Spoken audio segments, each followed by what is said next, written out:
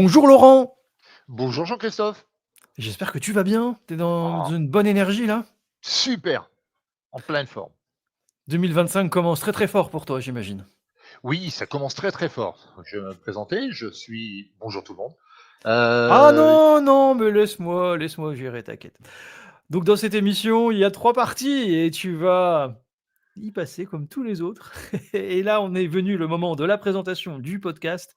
Donc pour ceux qui nous écoutent, les nouveaux et qui ne connaissent pas encore le concept, première partie, tu vas nous parler un petit peu de ton parcours professionnel qui est lié également à ton parcours de vie, aux obstacles que tu as dû surmonter. Ensuite, tu auras ta carte blanche, 1 minute pour nous pitcher un sujet, qui te tient à cœur, un coup de gueule, un coup de griffe, un coup de cœur, un coup de pub, vraiment ce dont tu as envie. Pendant 1 minute, pas plus. Sinon après au montage je galère.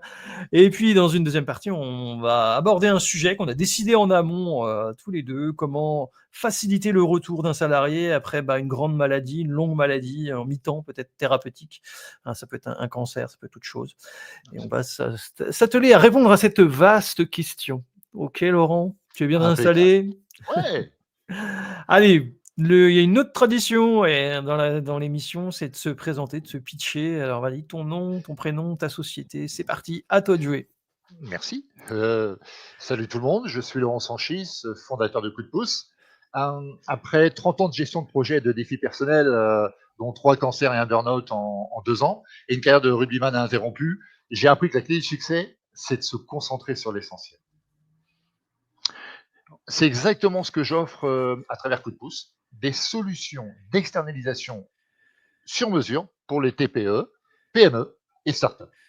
Je vous aide à déléguer les tâches secondaires pour que vous puissiez vous focaliser sur ce qui compte vraiment, c'est la croissance de votre entreprise.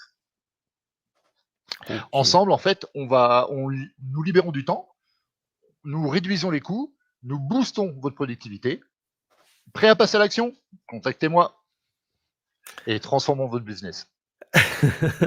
OK, remontons un peu le temps maintenant, Laurent. Ouais. Oui. Tu, tu as fait quoi comme études, Laurent? Alors, j'ai fait, plusieurs études. Après une classe prépa HEC, j'ai fait, une école de commerce, donc j'ai une maîtrise de commerce. Tu as fait quel Puis bac? Tu as fait quel type de bac? alors j'ai fait un bac, G3 pour en fait, allier, sport et rugby, et études.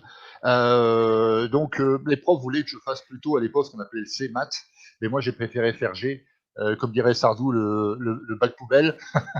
Qui n'en est pas vraiment un. Moi, j'ai toujours choisi des choses plus ou moins difficiles. Quand on dit que c'est impossible, j'avais tendance à y aller. Et pour en fait, après, faire donc une classe prépa HEC où il y a, je crois, c'est moins d'1% de G qui sont pris. Une classe prépa HEC, donc je voulais prouver que en G, on pouvait aussi aller en classe prépa. J'ai fait donc après une école de commerce, une maîtrise. Donc Ah, tu te ouais. destinais au métier de rugbyman professionnel, c'est ça? Vous voyez, à 20 ans, j'étais obligé d'arrêter malheureusement à cause de très, très gros problèmes de dos et c'est en fait là où j'ai compris, en fait, il a fallu que, je me réinvente parce qu'il fallait que j'arrête le rugby. Je risquais de finir handicapé et mes problèmes, perso plus tard ont prouvé que si j'avais continué, j'aurais pu y rester sur le terrain. Donc j'ai cet événement, en fait, il m'a poussé à me réinventer, en fait et à me concentrer sur l'humain. Et c'est une leçon qui continue de m'accompagner aujourd'hui. Mmh. Mais j'imagine que ça doit te déterminer quand même, parce qu'à 20 ans, alors on est tout jeune à 20 ans bien sûr, Mmh. mais si tu as quand même arrêté le rugby à 20 ans, tu as quand même eu une belle période de ta vie où tu as pu acquérir le mindset, l'état d'esprit du sportif de haut niveau. Il y a quand même des choses qui sont restées, même si c'est vrai qu'arrêter une carrière à 20 ans, c'est très, très jeune, mais je pense qu'on a quand même le temps de progresser et de s'aguerrir, hein. Alors absolument, surtout quand on fait un sport-études et un centre de formation, on est vraiment dédié et on est persuadé que, on va jouer au plus haut niveau. Bon, malheureusement, la vie m'en a décidé autrement, mais plutôt que de me dire, «Oh, j'ai pas de chance» et puis, le rugby, j'ai décidé plutôt d'aller dans des études un peu plus longues, un peu plus loin que les grandes villes de rugby. Donc je suis allé du côté de Marseille. Non pas qu'il y a pas de rugby, mais bon, c'est plutôt l'OM. Et ça m'a permis de ça m'a permis vraiment d'obtenir vraiment de la résilience, de la bienveillance, parce qu'on voit la vie autrement. Et, en termes de mindset, effectivement, l'esprit d'équipe, l'organisation, le dépassement de soi, c'est vraiment important, exactement comme dans le sport. Exactement pareil. Ça te définit, tu es un résilient, hein, c'est ça? Ah oui, ah oui, absolument. Résilient, bienveillant, parce que je fais partie de ces managers qui pensent sincèrement qu'on peut très bien réussir en mettant l'humain au centre de l'entreprise. Et bien sûr que le profit est important, mais je pense très sincèrement qu'on peut vraiment mettre l'humain au milieu de l'entreprise et réussir. Alors c'est quoi tes différentes expériences, Tu as travaillé chez Darty, c'est France Boisson, SPI? Raconte-nous un peu toutes ces Ouais. aventures là que tu as pu vivre, des Alors en grands fait, groupes. j'ai eu la chance de rencontrer 2 personnes qui sont devenues mes 2 mentors de chez Darty, qui s'appelaient Jean-Michel Roy, directeur général, et Philippe Frances, président directeur général, qui m'ont fait prendre conscience que les postes transversaux étaient vraiment importants. Et ça m'a permis en fait, via ces personnes-là, en fait, d'occuper des postes plus tard clés et souvent créés pour répondre justement à des besoins émergents grâce à leur management qui était déjà à l'époque multi-spécialité. C'est-à-dire qu'ils voyaient en moi un potentiel pour être multispécialité et non pas un spécialiste dans le domaine. Parce que, à juste titre, j'ai remarqué que si les marchés changeaient, quand on était un spécialiste, puis après, alors bien sûr, on peut toujours évoluer, mais c'est plus compliqué et que les entreprises allaient forcément allaient forcément modifier leur façon de travailler, leur organisation, et ça passait par ce type de personnes. Donc c'est ce que j'ai décidé de faire. Des postes moins payés, certes, mais par contre très très intéressant parce que on touche à plein de choses et ce qui permet aujourd'hui d'avoir un regard à 360 degrés. La multispécialité, tu peux nous en dire plus exactement, Ouais. On parle Ah, beaucoup dans l'univers du freelancing, qu'il faut se spécialiser justement, qu'il faut avoir une offre un peu de niche, un peu différenciante. mhm. Toi, tu étais plutôt sur, plus j'ai de compétences et plus j'ai de cordes à mon arc et plus je m'épanouis, c'est ça? Oui, pourquoi? Parce que bien sûr, en étant freelance, on peut effectivement vouloir effectivement d'être dans une niche, c'est ce qu'on conseille en étant un spécialiste. Mais en faisant ça, l'inconvénient, c'est que s'il y a besoin de, par exemple, de faire des changements de process, de changer les process, de les améliorer, il est plus facile d'avoir à faire pardon, à une personne qui, elle, connaît ce qui se passe en compta, connaît ce qui se passe aux achats, connaît ce qui se passe euh, en logistique, en commercial. Et c'est comme ça que je me suis formé. Donc c'est pour ça que quelques années plus tard, j'ai refait des études de logisticien et de spécialité achat pour montrer en fait sur le milieu du travail, hein, c'était essentiellement pour ça, que j'étais capable de faire plusieurs choses. Parce qu'autrement, quand vous êtes multispécialiste dans un domaine où ils ne veulent que des personnes soi-disant spécialisées, euh, ça peut poser problème à l'embauche. Ça peut poser problème. Ah, et par contre, quand vous avez, c'est typiquement français, hein, des diplômes dans chaque domaine, on vous dit ah ben celui-là il est mieux. Non, pas forcément, il a plus de diplômes, il n'est pas forcément mieux. Mmh et dans ces grands groupes alors, qu'est-ce que tu faisais concrètement? Comment tu as évolué au fil des années? Alors en fait, j'ai proposé des créations de postes parce que je voyais, par exemple, si je prends l'exemple de la grande distribution de boissons, je voyais en fait trop de commerciaux qui arrivaient et qui livraient chez des clients presque tous les jours. Or, quand on regardait les statistiques du client, on remarquait finalement qu'il n'y avait pas besoin de livrer tous les jours et si on livrait qu'une fois par semaine avec un dépannage de temps en temps, ça suffisait. Et donc j'ai mis en place chez ce client-là l'administration des ventes, ce qui a permis, par exemple, de faire des livraisons, de bien regarder les clients qui pouvaient être livrés 2 à 3 fois, parce qu'effectivement, des fois, les caps sont trop petites, mais ça permettait en tout cas d'avoir des livraisons, d'améliorer, comme on appelle un coup de frein beaucoup moins important. Le coup de frein était le nombre de fois où on s'arrêtait chez le client. Et surtout au niveau des logisticiens, d'améliorer l'ambiance entre un logisticien et un commercial, parce que c'était plutôt du genre avant à dire quand un commercial allait voir un logisticien, lui dit tiens, il est où lui? Et le logicien avait tendance à lui dire, je l'ai vu, euh, je l'ai vu pris par deux mouches, quoi. Il s'était envolé avec deux mouches. Donc, c'est marrant comme réflexion, mais ça améliore pas les relations. Donc, ça permettait d'améliorer les relations. Par exemple, ça, c'était une de mes missions. Puis après, ça a permis également de mutualiser, par exemple, des moyens, des façons de faire. Et ça a permis, par exemple, de sauver un service après-vente chez un grand distributeur de boissons. Voilà. Mmh. Et avec le recul, tu nous as parlé d'une grande école comme HEC. Est-ce que, Mmh. cette formation que tu as eue à HEC, ça t'a apporté, beaucoup, si tu t'en es servi au quotidien? Quel est Alors, ton oui, regard sur des. là-dessus? Alors, les théories sont bien. J'ai pu pratiquer des théories et ça m'aide au quotidien. Par contre, il y a des choses où il faut savoir qu'en termes de management, par exemple, euh, moi, la plupart du management est américain. Et ce qui me gêne beaucoup dans le management, c'est le management un peu justement américain, où à mon étant, c'est du presse-citron. C'est-à-dire que on presse la personne, et puis après. Et moi, je ne crois pas à ça. Je ne crois pas à ça. Et puis on voit aujourd'hui en France quelque chose qui devait arriver, c'est-à-dire que les jeunes sont pas assez formés, soi-disant. Les anciens, il faut les mettre dehors parce que ça coûte trop cher. Et en fait, moi, je crois personnellement, pour l'avoir pratiqué, hein, évidemment, que l'intergénéralité et l'association entre les jeunes et les anciens, ça peut faire quelque chose, ça peut faire un tonus d'enfer, vraiment, ça peut faire une organisation très, très, très compétente. Mmh.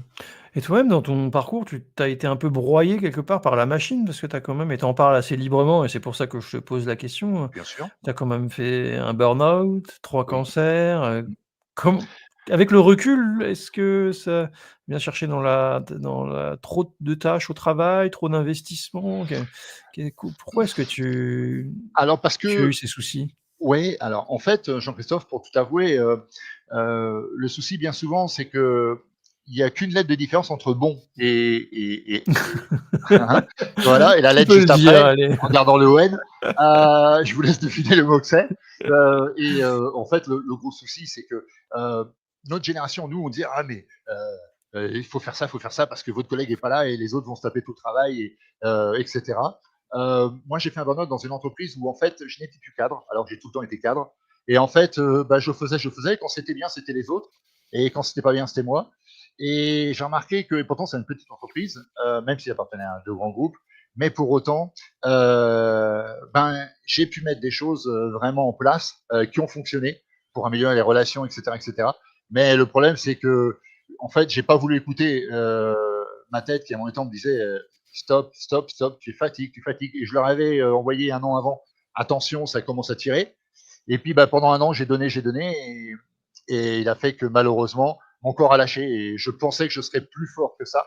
Mais le burn-out peut arriver à n'importe qui, à n'importe quel moment. C'est pour ça que je dis la santé, pensez-y, c'est vraiment important.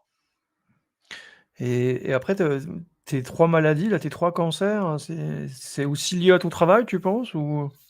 Alors, je pense qu'après un burn-out, effectivement, on a découvert un, deux, puis trois cancers en 2 ans. Oui, forcément, il y a forcément un rapport. Alors maintenant, les docteurs ne vous diront jamais ah, tu as fait ça, donc c'est ça, etc. Mais je pense que sincèrement, c'est des appels du pied du corps, en fait, qui à mon temps n'en peuvent plus.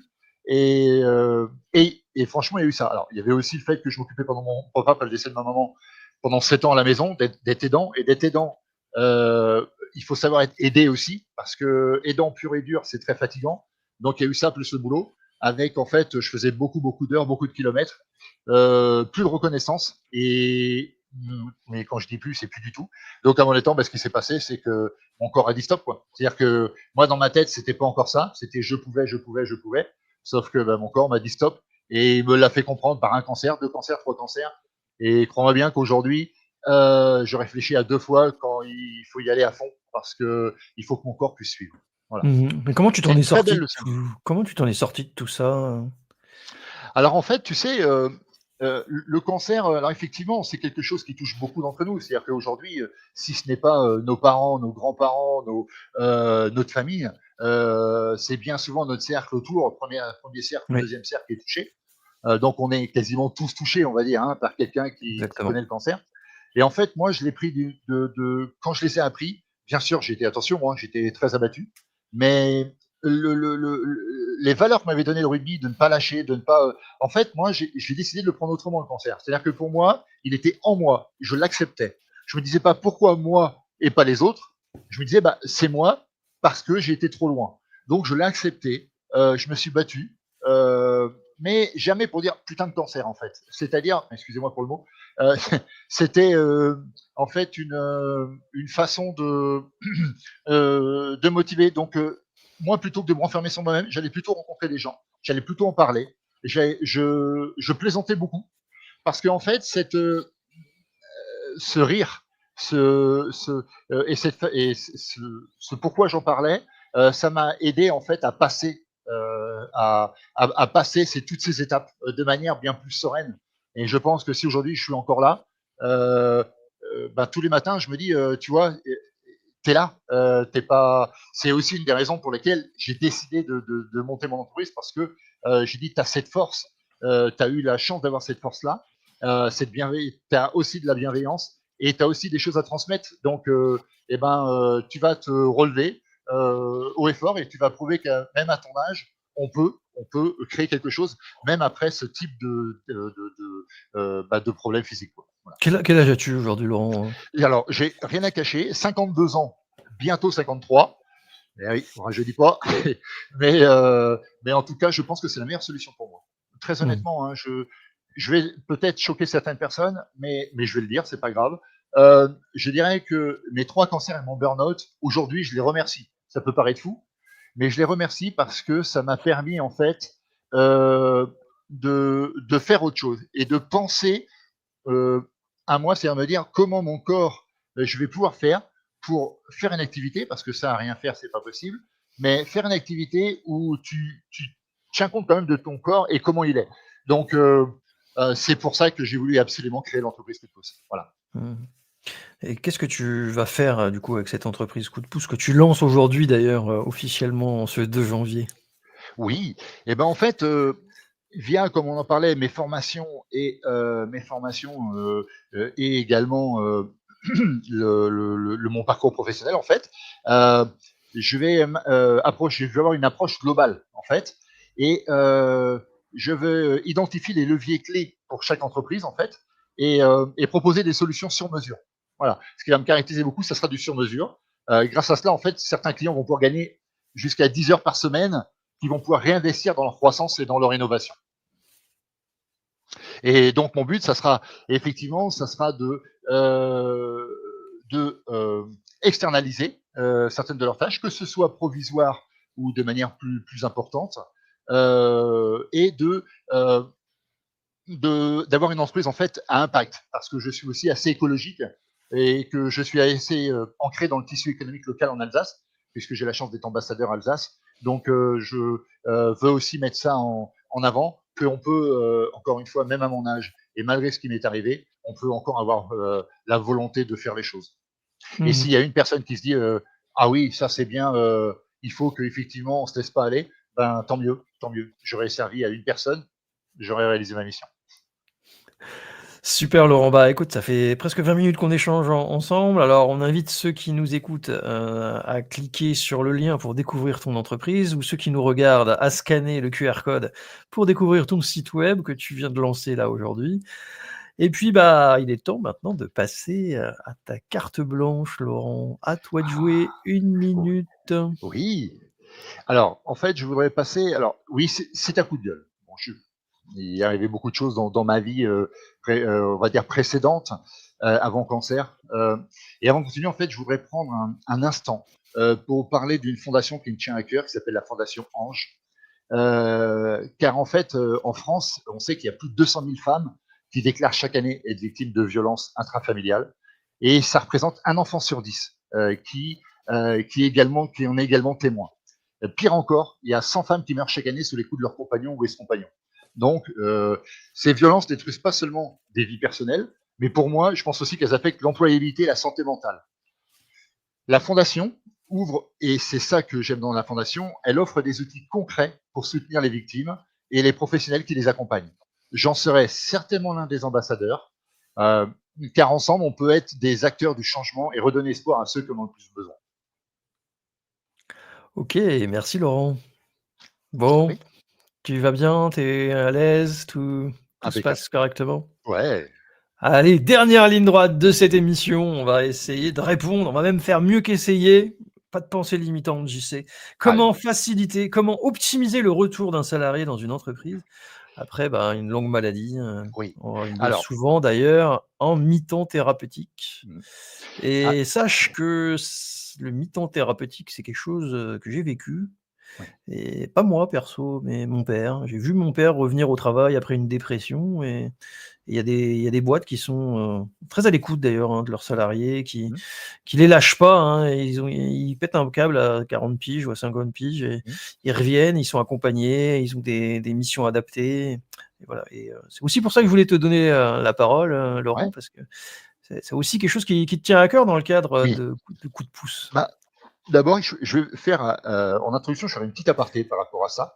Heu Et tu parlais effectivement de mi-temps thérapeutique et signaler aux employeurs et vraiment insister auprès d'eux que un employé qui était vraiment très très bon, etc., quand il le récupère après ce type de maladie, qu'il ne s'étonne pas que cette personne ne sera plus jamais comme avant. Je dis bien, plus jamais comme avant. D'abord parce que il a quand même pensé à l'au-delà, qu'on veuille pas, de toute façon, on sait bien que c'est un combat et on n'est jamais sûr de. Alors, en fait, on n'en gagne jamais, on vit avec, mais en tout cas, on est toujours vivant. Sincèrement, il faut s'adapter alors aux besoins. Et donc, ce que je veux dire, c'est que la personne qui revient, monsieur les employeurs, sachez qu'il ne sera plus jamais la même personne qu'avant. Voilà, déjà. Que ce soit en termes de mentalité, mais surtout en termes de quantité de travail. Ça, c'est une certitude. Après, je sais par expérience que revenir au travail après un cancer c'est vraiment un défi immense. Mais je peux témoigner, après 3 cancers et un burn-out, je peux témoigner franchement que l'importance d'un environnement professionnel bienveillant, et j'insiste là-dessus, et adapté. Chez Coup de pouce, en fait, on a décidé d'intégrer des pratiques favorisant un retour à l'emploi humain et progressif. Et je vais donner des méthodes, des méthodes, des points qu'on peut travailler. Un, c'est sur la méthode pratique pour accompagner le retour. C'est une évaluation en fait des besoins personnalisés. Pourquoi? Parce que chaque parcours est unique. Euh, on commence toujours, pour moi, c'est toujours commencer par un entretien bienveillant et adapté. Euh, L'aménagement, on peut voir l'aménagement des horaires, le télétravail par exemple, ou un soutien psychologique. Parce que quelqu'un qui a connu ça, soit il s'exprime, mais il est quand même touché, soit il garde ça au fond de lui. Et de toute façon, il a un temps besoin. Et il veut bien souvent pas en parler, parce que, ou pas s'arrêter. Il y en a certains que j'ai connus qui n'ont pas voulu s'arrêter, qui l'ont payé plus tard, mais voilà, qui n'ont pas voulu s'arrêter, par peur de la réaction de l'employeur. Eh ben, je pense sincèrement que non. Il ne faut pas, parce que l'employeur a aussi besoin qu'on lui dise les choses. C'est-à-dire comment on se sent. Pas comment on se sent forcément dans son travail, parce qu'on retrouve un travail qui nous plaisait certainement, mais il faut avoir un processus progressif. Et ça, dans le retour à l'emploi, c'est vraiment hein, le retour échelonné, c'est vraiment quelque chose de très important. Alors, on peut commencer par exemple par des demi-journées pour retrouver ses marques en douceur, par exemple. C'est un exemple. Après, ce que je propose aussi, c'est d'être accompagné par un référent. Pourquoi? Parce que bien souvent, en fait, euh, les gens qui reviennent ont peur de parler de leur maladie. Et les gens qui voient leur retour ont peur de leur en parler aussi, pour pas les mettre mal à l'aise, parce qu'ils ne savent pas comment leur en parler. Euh, donc là, je pense qu'il faut désigner en fait un espèce de, moi je dirais un mentor, qui permet de faciliter l'intégration et en fait encourager le dialogue. Et Mmh. plus il y aura de dialogue, pour moi, la communication est vraiment importante. Alors pas une communication par SMS, on est bien d'accord, mais vraiment une communication par de visu et comprendre les mots de l'autre. Parce que évidemment, peut-être que vous verrez qu'il a des oublis, ça c'est possible pour ceux qui ont eu de la chimio. Il y a besoin d'avoir de la chimio des fois pour avoir ça, mais et c'est pas une personne qui devient gaga, pas du tout. C'est que c'est une personne à qui on a mis des choses dans le corps qui ont fait du bien par rapport au, par exemple, je parle au cancer, qui ont fait du bien, mais aussi qui ont détruit d'autres cellules. Et c'est pas forcément tout, et c'est pas que les mauvaises qui disparaissent. Donc ça pour moi c'est vraiment important. Et toi, Autre chose, comment tu l'as vécu toi, ton retour, en entreprise? Ça Hem, vient de là aussi, ouais, ouais, ouais. Alors ton le idée de retour, coup de pouce? le problème, oui, le problème du retour, c'est que, bien souvent, en fait, ils font une moyenne. Par exemple, je vais prendre, l'exemple aussi de quelqu'un qui m'est très proche. Il est retourné, on lui a dit dans une entreprise, une très grande entreprise, on lui a dit, «Ah voilà, une, comptable, ça fait tant de factures, toi à mi-temps, c'est divisé par 2. Eh bien, moi, je dis non, pour différentes raisons. La première, c'est que si c'est une facture qui fait 10 pages, une facture qui fait 3 lignes, évidemment, c'est pas le même temps. Après, une personne qui vient à mi-temps, ce n'est thérapeutique, ce n'est pas une personne qui est capable de travailler comme une personne réelle à mi-temps. Peut-être qu'elle y arrivera. Moi, j'ai connu des personnes qui sont arrivées presque, à leur rythme précédent, mais 3 ans, 4 ans après. Vous voyez, donc, et quelqu'un qui était pas du tout, alors pas du tout, Mmh. qui tirait sur les pauses, etc. Pas du tout. Au contraire, qui a tendance plutôt à pas prendre de pause. Mais il a quand même fallu beaucoup de temps, quoi. Donc voilà. C'est pour ça que je dirais que j'ai quelques conseils à donner aux employeurs à ce niveau-là. Et toi, tu l'as bien ou mal vécu ton retour, tu étais Écoute, toi-même en mi-temps thérapeutique, toi? alors non, moi j'ai pas été en retour thérapeutique, mais j'ai aidé des personnes en retour thérapeutique parce que quand ils ont appris que ce que j'avais eu, en fait, ils avaient envie d'avoir mon avis en termes d'accompagnant, en termes de, et donc j'ai eu l'occasion d'aller voir, alors pas beaucoup, mais deux trois employeurs pour leur expliquer. J'étais assez étonné de leur retour. Moi, je m'attendais à être de quoi tu te mêles, tu fais pas partie de l'entreprise. Et je m'attendais plutôt à ce type de comportement. Alors j'ai eu peut-être de la chance. Soit parce que je suis en Alsace, soit parce que j'ai tendance à être plutôt bienveillant avec le sourire, parce que je l'ai quand même fait avec le sourire, ce message-là. Mais j'étais quand même plutôt en face de personnes vraiment, comme tu disais tout à l'heure, bienveillantes et, et qui étaient à l'écoute de ça. Et ça, tu peux pas savoir comme c'est important. Et la personne qui revenait, les personnes qui sont venues, en fait, elles qui pensaient on va être viré, enfin, ou je vais être viré, l'ont pas été. L'ont pas été. Alors, ont eu des postes adaptés, mais se sentent toujours à part entière dans l'entreprise. Et ça, c'est important. C'est vraiment important parce qu'au retour, des fois, ben, l'envie est beaucoup moins là, évidemment, par fatigue. Et est-ce qu'on est capable? Et ça, en général, c'est une des questions qui revient assez fréquemment. Sera-t-on capable de? Voilà. Mmh. Vous serez capable de, mais pas forcément comme avant. Voilà. Et par rapport aux collègues, quel est qui c'est toi quel conseil tu donnerais à quelqu'un Alors, qui voit revenir dans son équipe un collègue qui a été malade, mhm. quelle alors, relation on alors peut moi, la créer? Est-ce relation. qu'elle reste sur la même? Est-ce que ça a changé forcément?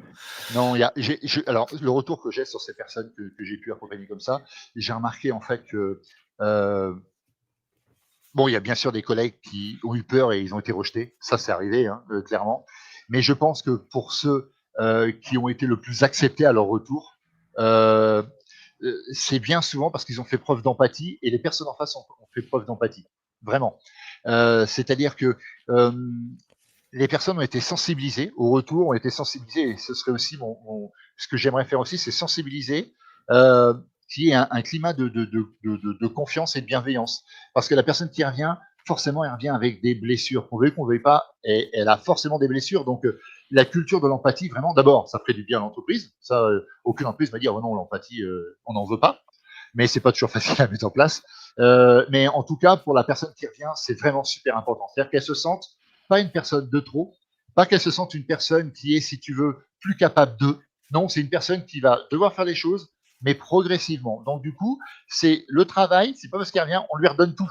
Il ne faut pas de réaction de la part des collègues ni de dirigeants qui disent bah voilà, on te redonne tout, toi tu étais capable de faire ça, maintenant tu fais ça. Non, non, on t'accompagne. C'est-à-dire qu'on dit attends, t'inquiète, moi je prends ça, quand ça ira mieux, on revoit ça ensemble, etc. etc. C'est que on travaille vraiment dans l'empathie. On travaille dans l'empathie, dans la bienveillance. Et la personne, elle demandera que ça. Franchement, la personne qui a connu ce type de maladie-là, je vous promets qu'elle n'attend pas à ce qu'on lui fasse la gueule, parce que ça arrive. Elle n'attend pas à ce que on la voit un peu comme quelqu'un à qui on peut attraper la maladie parce que malheureusement, ça existe encore. Hein. Il y a encore des collègues qui pensent qu'on peut attraper ce type de maladie-là par contact. Bah non, je peux vous garantir qu'on ne l'attrape pas par contact. Pour avoir été en contact d'eux, ils avaient d'autres maladies que la mienne et je vous promets que je ne les ai pas attrapés. Bon, je touche de la peau de singe, là, ma tête, mais, mais pour autant, je vous promets que c'est vraiment ces rapports-là quand les personnes retournent, je vous promets que c'est très très important pour la personne qui revient travailler, vraiment, Mmh. vraiment. Et en plus, je pense très sincèrement que la personne tout à gagner, même si dans son travail elle en a plein, le temps que soi-disant vous perdez, honnêtement, vous ne le perdez pas. C'est-à-dire que vous remettez quelqu'un dans le bain, entre guillemets, ou dans le jus, comme diraient certains, et, euh, et elle ne vous sera que reconnaissante. Et je vous promets qu'en faisant ça, quand les rapports sont bons, cordiaux, derrière, ce qui se passe, c'est qu'un jour où vous êtes à la bourre et que cette personne-là peut vous aider, elle vous aidera, ça, j'en reste persuadé. Vraiment. Pour l'avoir Mmh. connue, elle vous aidera. Et tu as des chiffres à nous donner, un sentiment peut-être à partager sur le taux de réussite de ces mi-temps thérapeutiques? Alors, des chiffres qui sont un peu tronqués, pardon. Parce que je pense que toutes les maladies, euh, c'est difficile de les mettre toutes dans le même sac. D'accord. Mmh. Je m'explique. Euh, ces maladies qu'on dirait invisibles, quand je dis invisibles, c'est extérieurement, la personne semble être en bonne santé, alors que ça se trouve, elle est RQTH et elle est considérée comme handicap 1 auprès de la CPM. Donc, euh, les choses voyantes sont plus faciles pour les entreprises. Les choses non voyantes, il y a malheureusement beaucoup trop de personnes qui derrière, parce que les chiffres que j'ai lus, je ne veux pas les donner parce que je ne les ai pas trouvés très fondés. Dans le sens où il y avait trop de ça dépend d'eux, ça dépend d'eux. Donc bah, oui, bien sûr, ça dépend d'eux, ça dépend d'eux et ça dépend d'eux. Sauf que les chiffres donnés sont pour moi pas assez importants et impactants. Enfin, en tout cas, il n'y a pas assez de recul par rapport à ça. Et pour moi, une personne qui est par exemple en handicap invisible, je vous promets qu'il y en a un paquet. Hein. Il y en a un paquet puisque il est dit qu'il y aurait presque, allez, sur ce qui, je vais pouvoir en donner un parce qu'a priori, je l'ai trouvé sur plusieurs endroits. C'est presque la moitié des 4 personnes, ouais, entre 40% à peu près, des personnes en fait qui auraient un handicap non voyant. L'handicap, c'est pas forcément quelque chose qui empêche de travailler, hein, pas du tout. Hein. L'handicap, ça peut aller d'un genou qui fait trop souvent mal. Ça veut dire que si jamais il est carreleur, ben, peut-être falloir qu'il fasse peut-être autre chose parce que oui, il peut être opéré, mais même s'il s'opérait avec une prothèse d'un genou, la personne ne reviendra jamais comme avant. Donc voilà, le chiffre que je peux donner, c'est, il faut quand même savoir que c'est presque 40% de personnes qui seraient touchées par ça. Donc, Mmh. et malheureusement, on n'en parle pas assez. Je pense C'est un que peu un ouais, c'est ça, c'est un peu un tabou, quoi, en c'est fait, un hein? tabou. C'est un tabou parce que beaucoup de personnes ne veulent pas reconnaître. Alors pourquoi? Parce que bien souvent derrière, ça joue sur les arrêts de travail. Ah, les fameux arrêts de travail, des complaisances. Ah, Et le problème de la complaisance des arrêts de travail, c'est que malheureusement, bien souvent, ils ne se rendent pas compte à quel point. Alors, ils la voient dans la rue et marche à peu près. Oui, d'accord, peut-être que dans la rue, elle a marché à peu près bien. Par contre, vous ne savez pas comment elle est le matin au réveil, comment elle est dans l'après-midi et comment elle est le soir, d'accord. Donc, attention à ça. Alors, je ne parle pas, bien sûr, de celui qui fraude et qui veut être dans un fauteuil roulant et puis qui, au final, va dans sa voiture et conduit. Non, évidemment, je ne parle pas de ces gens-là. Hein. Je parle des gens qui le sont vraiment. Euh, Faites attention à ces gens-là. Il faut aussi les aider, il faut aussi en tenir compte. Et franchement, j'ai déjà vu des personnes qui étaient atteintes de ce type de choses-là, qui sont venues et vraiment faire des choses, je vous promets. Elles étaient bien plus veillantes qu'avant, euh, moins rigoureuses dans un premier temps, ça c'est sûr, mais qui avaient d'autres qualités. C'est-à-dire que, on va dire que grâce à ces maladies-là, elles avaient développé d'autres compétences. Donc, elles pouvaient mettre en fait au profit de l'entreprise d'autres compétences et des compétences que n'avait pas forcément l'entreprise et qui peuvent être vraiment très très intéressantes. C'est pour ça que je dis des fois de mettre d'autres missions aussi parallèles peut être aussi intéressant pour un salarié. Voilà. alors toi, avec Coup de pouce que tu Ouais. lances là aujourd'hui, tu n'as pas comme objectif d'accompagner que les mi-temps thérapeutiques. Non. Pourtant on sent chez toi une fibre, et une expérience, particulière en la matière. Ouais, c'est gentil. Oui, Jean-Christophe, ça c'est vrai que j'aimerais en accompagner parce que je pense que cette vue est, il y a trop de personnes qui sont laissées de côté, on va dire. Hein, tu vois ce que je veux dire. Mais pour moi, valoriser les compétences, c'est aussi ça. C'est-à-dire que moi, j'ai un côté aussi très très bienveillant et aussi sur les côtés handicap et avec une valorisation des compétences. C'est-à-dire que chacun n'a pas les mêmes compétences, mais il faut s'en servir. C'est-à-dire que par exemple, euh, en termes de management, moi ce que je pratiquais, c'est que quand j'avais un message un peu négatif à faire passer auprès de quelqu'un, je lui disais d'abord toujours ce qui était bien. Parce que tout n'est jamais mauvais chez un salarié, bien souvent, dans la Mmh. majorité des cas en tout cas. Euh, ou alors il y a une erreur de casting ou il y a une erreur de management peut-être aussi derrière. Et que la personne, maintenant, bon. Et je pense qu'il faut savoir valoriser les compétences parce qu'aujourd'hui, il y a plus grave que les arrêts de travail, je trouve, c'est les personnes qui continuent à travailler, mais qui en font de moins en moins. C'est-à-dire qu'ils se disent, non, non, moi je veux pas démissionner. Moi j'ai ma paye à la fin du mois, etc., etc. C'est quelque chose qui coûte très très cher aux entrepreneurs, ça. Très Mmh. très cher aux chefs d'entreprise. La Ça marche fameuse, comment? c'est quoi? C'est la démission silencieuse, c'est ça? Ouais, ouais, ouais, ouais, ouais, c'est ça. Exactement, c'est de la démission silencieuse, absolument. Et ça coûte encore plus cher qu'un arrêt de travail. Vraiment. Donc, les dirigeants ne veulent pas trop en parler parce que c'est comme les dirigeants qui veulent être, bien souvent, qui veulent être coachés et qui sont coachés, bien souvent ne veulent pas faire de recommandations à leur coach parce qu'ils ne veulent pas reconnaître vis-à-vis des réseaux sociaux, par exemple, qu'ils ont connu ça. Ce qui est bien dommage, parce que Oui. d'être coaché, par exemple, ça ne veut pas dire, ça ne veut pas dire que vous ne gérez plus votre entreprise. Non, ça veut dire que vous avez constaté que là, il y a un manquement, qu'il y a une amélioration à donner, et que vous vous donnez les moyens pour le faire. Donc, au contraire, si vous le mettez en avant, ça, si vous expliquez ça à vos collègues, mais il n'y a pas de raison. Il y aura toujours un ou deux qui pourront critiquer, mais ça, de toute façon, quelque chose que vous fassiez, on est toujours critiqué. Mais vous voyez, cet accompagnement à ce type de choses, même un chef d'entreprise peut l'expliquer.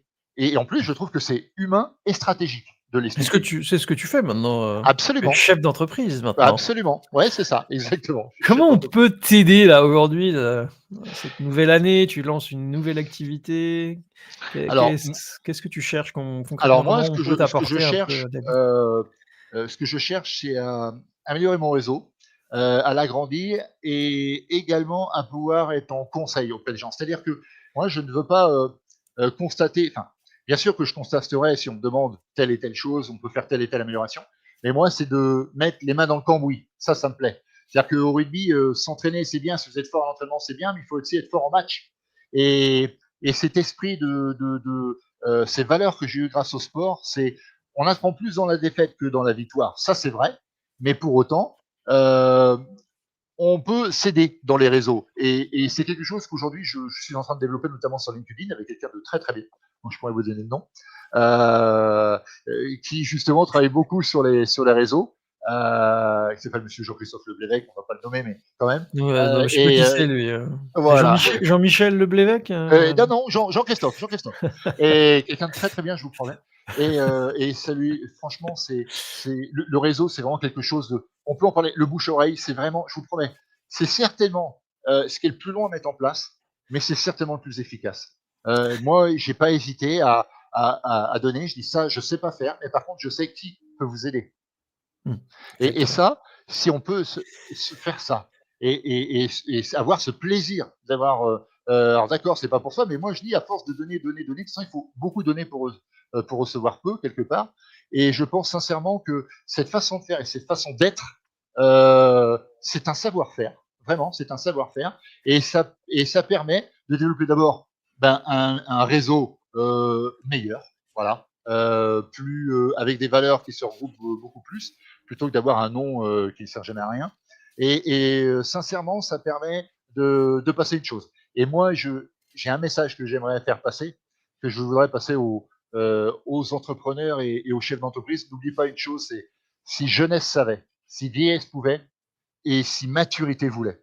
Et je reste persuadé qu'aujourd'hui, il est temps de conjuguer en fait maturité et engagement pour avoir des entreprises plus humaines et résilientes. Et moi, j'y crois vraiment à ça. Je l'ai pratiqué.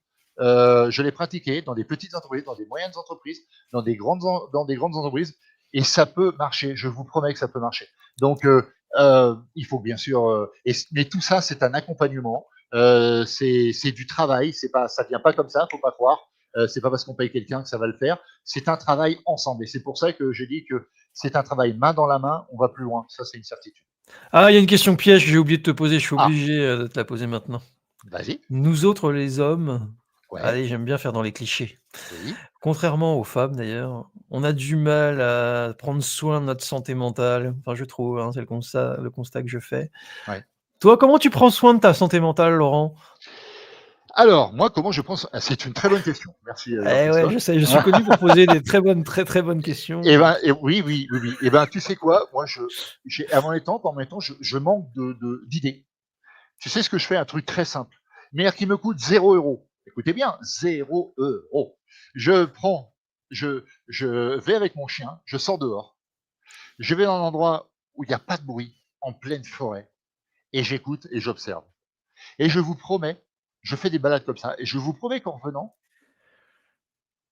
plus de la moitié du temps, mais vraiment, j'ai une idée à noter. J'ai une idée à noter. Mmh. Et vraiment, ça me fait un bien fou. C'est-à-dire de me dire, ouais, tu penses à ça? Très bien. Relativiser les choses, ouais, il y a ça. C'est un problème. En fait, dans ma tête, il faut que ce problème-là, ça devienne une solution. Et c'est ce qu'on appelle l'amélioration continue.